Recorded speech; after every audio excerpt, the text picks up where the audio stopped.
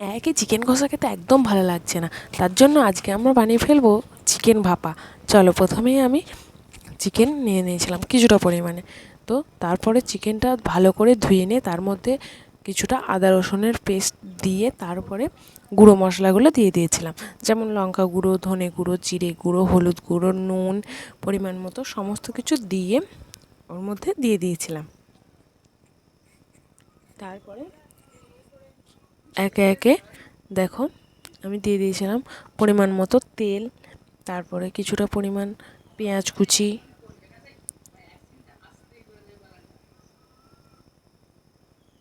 সর্ষের তেলটা দিলে আরও স্বাদটা বাড়ে, আর ভাপাতে তো সর্ষের তেল তো দিতেই হবে। আমি দিয়েছিলাম পেঁয়াজ কুচি, টমেটো কুচি, তারপরে দিয়ে দিয়েছিলাম একটু green chilli sauce, red chilli sauce, tomato sauce. তোমাদের যদি এগুলো থাকে দেবে, না হলে না দিলেও কোনো অসুবিধা নেই। আর এটা কিন্তু এই green chilli sauce, red chilli sauce দিলে একটু বেশিই ঝাল হবে। তো যারা ঝাল খেতে ইচ্ছুক নও বা ঝাল খেতে ভালোবাসো না, তারা কিন্তু এই সসগুলো এড়িয়ে যাওয়াই ভালো আমার মতে বলে। কেন কি আমি একটু স্পাইসিভাবে একটু ঝাল ঝালভাবেই তৈরি করেছিলাম। ভাপা চিকেন তো বেশ খেতেও ভালো লাগবে, তার জন্যই। তো তার জন্যই আমি দেখো একটু টমেটো সসও দিয়ে দিয়েছিলাম, আর দিয়ে দিয়েছিলাম পরিমাণ মতো দই।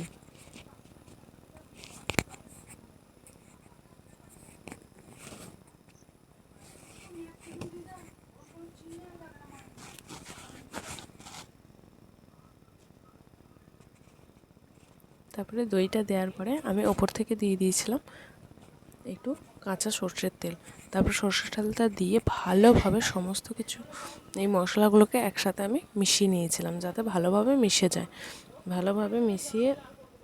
ভালোভাবে মাখিয়ে নিতে হবে, যেহেতু এটা তো ভাপানো হবে, তাই এটা তো কষা হবে না, তাই এটাকে ভালোভাবে আমরা মাখিয়ে নেব। যতটা ভালোভাবে মাখানো যায় আর কি, ততটা ভালোভাবে মাখিয়ে নেব, যাতে মাংসগুলোর গায়ে ভালো করে মশলাগুলো মাখানো হয়ে যায়।